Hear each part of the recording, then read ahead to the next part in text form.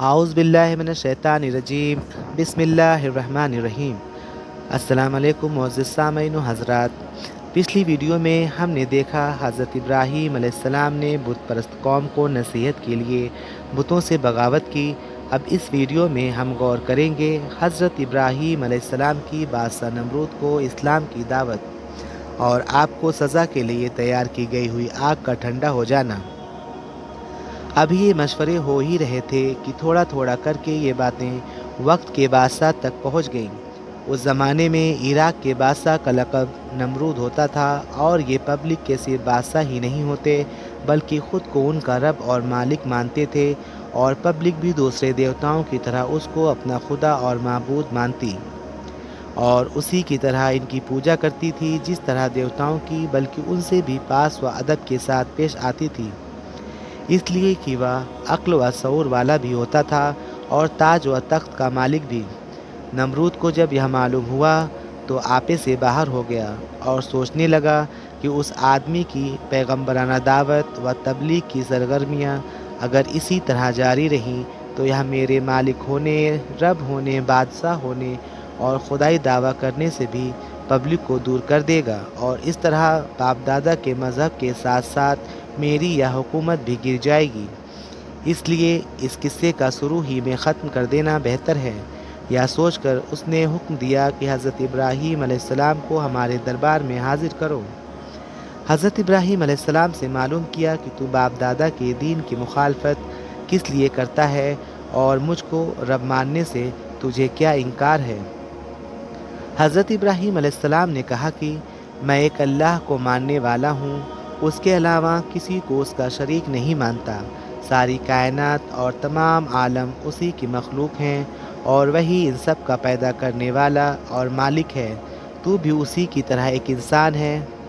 जिस तरह हम सब इंसान हैं। फिर तू किस तरह रब या खुदा हो सकता है और किस तरह ये गूंगे बहरे लकड़ी के बुत खुदा हो सकते हैं। मैं सही राह पर हूँ और तुम सब गलत राह पर हो, इसलिए मैं हक़ की तबलीग को किसी तरह छोड़ नहीं सकता और तुम्हारे बाप दादा के अपने गढ़े हुए दीन को कैसे अख्तियार कर सकता हूँ। नमरूद ने हज़रत इब्राहीम अलैहिस्सलाम से मालूम किया कि अगर मेरे अलावा तेरा कोई रब है तो उसकी ऐसी खूबी बयान कर जिसकी कुदरत मुझ में न हो। तब हज़रत इब्राहीम अलैहिस्सलाम ने फरमाया, मेरा रब वह है जिसके कब्ज़े में मौत व हयात है, वही मौत देता है और वही ज़िंदगी बनाता है। टेढ़ी समझ वाला नमरूद मौत व हयात की हकीकत से नाआशना कहने लगा, इस तरह मौत और ज़िंदगी तो मेरे कब्ज़े में भी है। और यह कहकर उसी वक्त एक बेकसूर आदमी के बारे में जल्लाद को हुक्म दिया कि उसकी गर्दन मार दो और मौत के घाट उतार दो। जल्लाद ने फ़ौरन हुक्म पूरा किया और कत्ल की सज़ा पाए हुए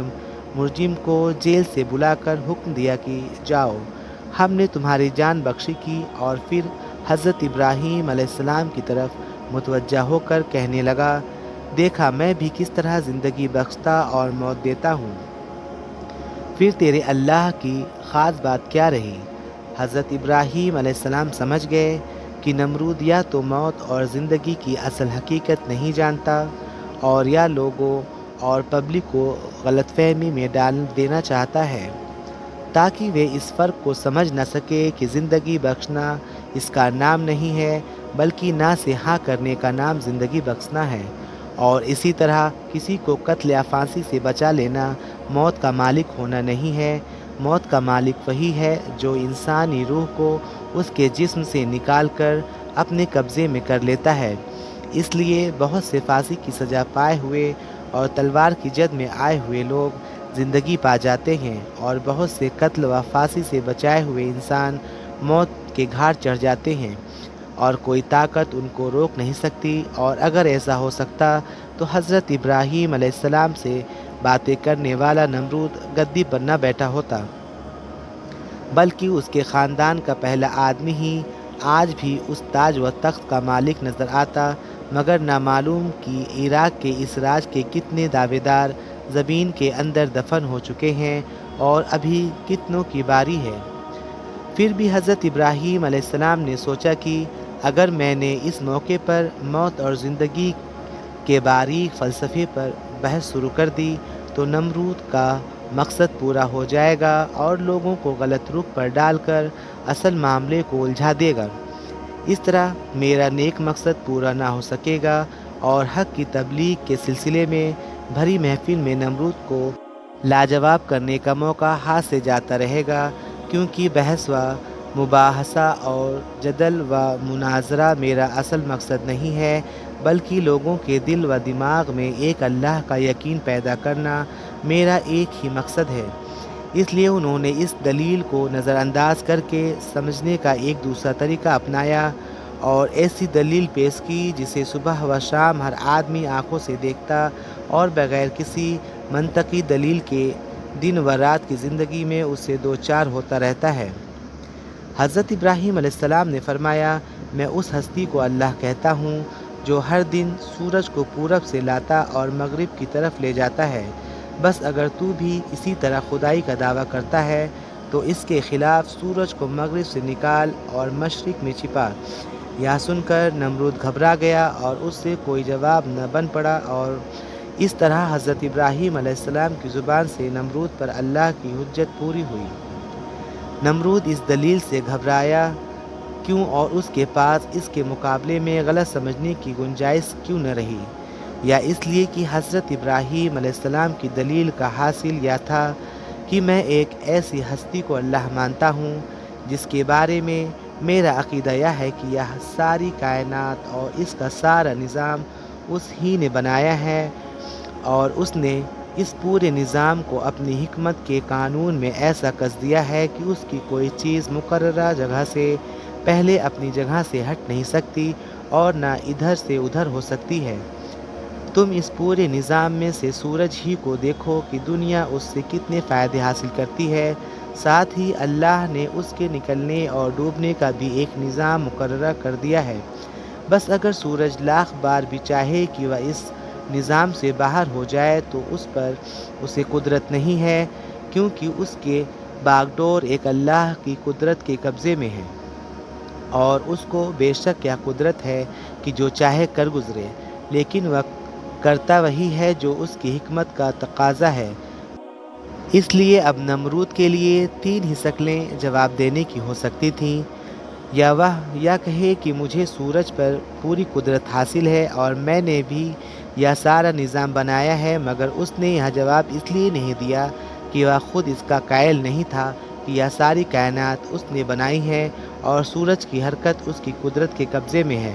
بلکہ وہ تو خود کو اپنی رعایا کا رب اور دیوتا کہلاتا تھا، اور بس پوری شکل یہی تھی کہ وہ کہتا میں اس دنیا کو کسی کی پیدا کی ہوئی نہیں مانتا، اور سورج تو مستقل خود دیوتا ہے، اس کے اختیار میں خود بہت کچھ ہے۔ مگر اس نے یہ بھی اس لیے نہ کہا کہ اگر وہ ایسا کہتا تو حضرت ابراہیم علیہ السلام کا وہی اعتراض سامنے آ جاتا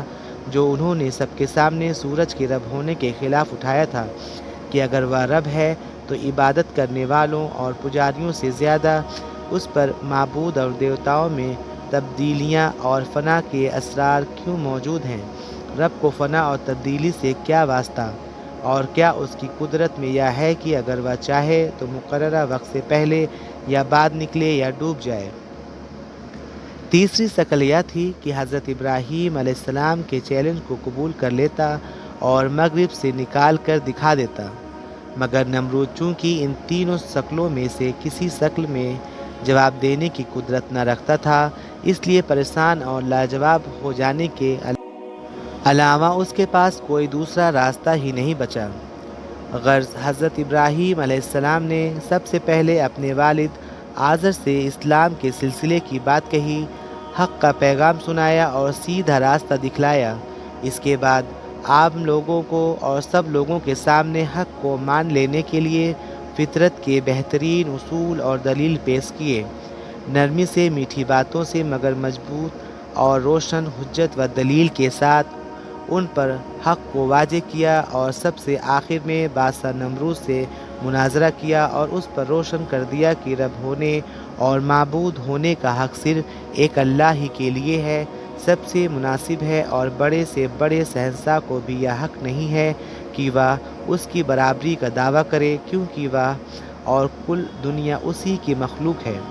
اور وجود و آدم کے قید و بند میں گرفتار، مگر اس کے باوجود کہ بادشاہ آزر اور عام لوگ حضرت ابراہیم علیہ السلام کی دلیلوں سے لاجواب ہوتے اور دلوں میں قائل، بلکہ بتوں کے واقعے میں تو زبان سے اقرار کرنا پڑا کہ حضرت ابراہیم علیہ السلام جو کچھ کہتا ہے وہی حق ہے اور وہی صحیح و درست، پھر بھی ان میں سے کسی نے سیدھے راستے کو نہ اپنایا اور حق قبول کرنے سے بچتے رہے، اور اتنا ہی نہیں بلکہ اس کے خلاف اپنی ندامت اور ذلت سے متاثر ہو کر بہت زیادہ غیظ و غضب میں آ گئے، اور بادشاہ سے رعایت تک سب نے ایک ہو کر فیصلہ کر لیا کہ دیوتاؤں کی توہین اور باپ دادا کے دین کی مخالفت میں حضرت ابراہیم علیہ السلام کو دہکتی آگ میں جلا دینا چاہیے، کیونکہ ایسے شخص مجرم کی سزا یہی ہو سکتی ہے، اور دیوتاؤں کو حقیر سمجھنے کا بدلہ اسی طرح لیا جا سکتا ہے۔ اس مرحلے پر پہنچ کر حضرت ابراہیم علیہ السلام کی جد و جہد کا معاملہ کھلا ہو گیا، اور اب دلیلوں کی طاقت کے مقابلے میں مادی طاقت و سطوت نے مظاہرہ شروع کر دیا۔ باپ اس کا دشمن، لوگ اس کے مخالف، اور وقت کا بادشاہ اسے پریشان کرنے کو تیار۔ ایک ہستی اور چاروں اور مخالفت کی آواز، دشمنی کے نعرے اور نفرت و حقارت کے ساتھ کا بدلہ اور خوفناک سزا کے ارادے۔ ایسے وقت میں اس کی مدد کون کرے اور اس کی حمایت کا سامان کیسے جٹے؟ مگر حضرت ابراہیم علیہ السلام کو نہ اس کی پرواہ تھی اور نہ اس کا ڈر۔ وہ اسی طرح بے خوف و خطر اور ملامت کرنے والوں کی ملامت سے بے نیاز حق کے اعلان میں مست اور رشد و ہدایت کی دعوت میں لگے ہوئے تھے۔ البتہ ایسے نازک وقت میں جب تمام مادی سہارے ختم، دنیاوی اسباب ناپید اور حمایت و نصرت کے ظاہری اسباب مفقود ہو چکے تھے، حضرت ابراہیم علیہ السلام کو اس وقت بھی ایک ایسا بڑا زبردست سہارا موجود تھا جس کو تمام سہاروں کا سہارا اور تمام مادوں کا مدد کرنے والا کہا جاتا ہے، اور وہ ایک اللہ کا سہارا تھا۔ اس نے اپنے جلیل القدر پیغمبر، قوم کے بڑے درجے کے ہادی اور رہنما کو بے یار و مددگار نہ رہنے دیا اور دشمنوں کے تمام منصوبوں کو خاک میں ملا دیا۔ ہوا یہ کہ نمرود اور قوم نے حضرت ابراہیم علیہ السلام کی سزا کے لیے ایک مخصوص جگہ پر کئی دن لگاتار آگ دھکائی، یہاں تک کہ اس کے شعلوں سے آگ پاس کی چیزوں تک جھلسنے لگی۔ جب اس طرح بادشاہ اور قوم کو پوری اطمینان ہو گیا کہ اب حضرت ابراہیم علیہ السلام کے اس سے بچ نکلنے کی کوئی شکل باقی نہیں رہی، تب ایک گوفن میں حضرت ابراہیم علیہ السلام کو بٹھا کر دہکتی ہوئی آگ میں پھینک دیا گیا۔ اس وقت آگ میں جلانے کی تاثیر بخشنے والے اللہ نے آگ کو حکم دیا کہ وہ حضرت ابراہیم علیہ السلام پر اپنے جلاتی ہوئی آگ عناصر کا مجموعہ ہوتے ہوئے بھی اس کے حق میں سلامتی کے ساتھ سرد پڑ جائے۔ آگ اسی وقت حضرت ابراہیم علیہ السلام کے حق میں ٹھنڈی پڑ گئی اور دشمن ان کو کسی قسم کا نقصان نہ پہنچا سکے، اور حضرت ابراہیم علیہ السلام دہکتی آگ سے صحیح و سلامت دشمنوں کے نرغے سے نکل گئے۔ مختصر یہ کہ بدبخت قوم نے کچھ نہ سنا اور کسی بھی طرح رشد و ہدایت کو قبول نہ کیا، اور حضرت ابراہیم علیہ السلام کی بیوی حضرت سارہ اور ان کے برادرزادہ حضرت لوط علیہ السلام کے علاوہ کوئی ایک بھی ایمان نہیں لایا۔ تمام قوم نے حضرت ابراہیم علیہ السلام کو جلا دینے کا فیصلہ کر لیا اور دہکتی آگ میں ڈال دیا، لیکن اللہ تعالیٰ نے دشمنوں کے ارادوں کو ذلیل کر رسوا کر کے حضرت ابراہیم علیہ السلام کے حق میں آگ کو ٹھنڈا کر دیا۔ تو اب حضرت ابراہیم علیہ السلام نے ارادہ کیا کہ کسی دوسری جگہ جا کر پیغام الہی سنائیں اور حق کی دعوت پہنچائیں، اور یہ سوچ کر فی دار آرام سے ہجرت کا ارادہ کر لیا۔ اور حضرت ابراہیم علیہ السلام نے کہا، میں جانے والا ہوں اپنے پروردگار کی طرف، قریب ہی وہ میری رہنمائی کرے گا، یعنی اب مجھے کسی ایسی آبادی میں ہجرت کر کے چلے جانا چاہیے جہاں زمین تنگ نہیں ہے، یہاں نہیں اور صحیح میرا کام پہنچانا ہے، اللہ اپنے دین کی اسعادت کا سامان خود پیدا کر دے گا۔